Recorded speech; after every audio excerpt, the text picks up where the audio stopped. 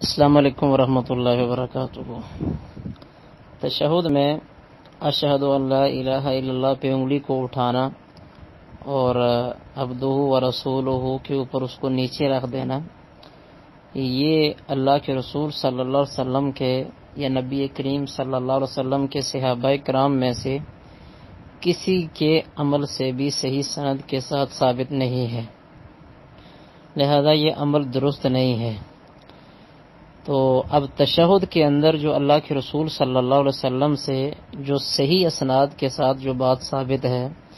تو وہ بات یہی ہے، سنن نبی داود کے اندر بھی یہ روایت موجود ہے، صحیح مسلم کے اندر بھی یہ روایت موجود ہے کہ اللہ کے رسول صلی اللہ علیہ وسلم جو ہی تشہد کے اندر بیٹھتے تھے تو اللہ کے نبی صلی اللہ علیہ وسلم اپنی شہادت والی انگلی کے ساتھ اشارہ کرتے تھے، شہادت والی انگلی کو کھڑا کر لیتے تھے۔ اور امام ابو داود رحمۃ اللہ علیہ نے تو باقاعدہ یہ باب باندھا ہے کہ تشہد میں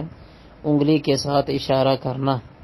یعنی جو ہی اللہ کے رسول صلی اللہ علیہ وسلم تشہد میں التحیات شروع کرتے تھے، بیٹھتے تھے تو اسی وقت سے ہی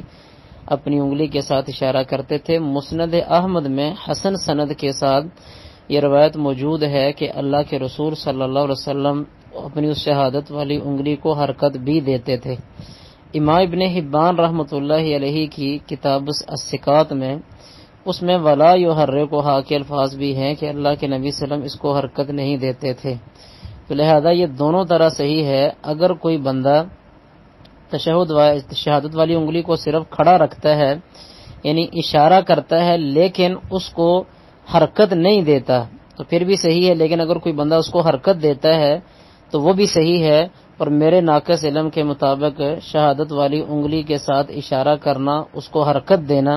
یہ زیادہ صحیح اور زیادہ راجح ہے، کیونکہ جس روایت میں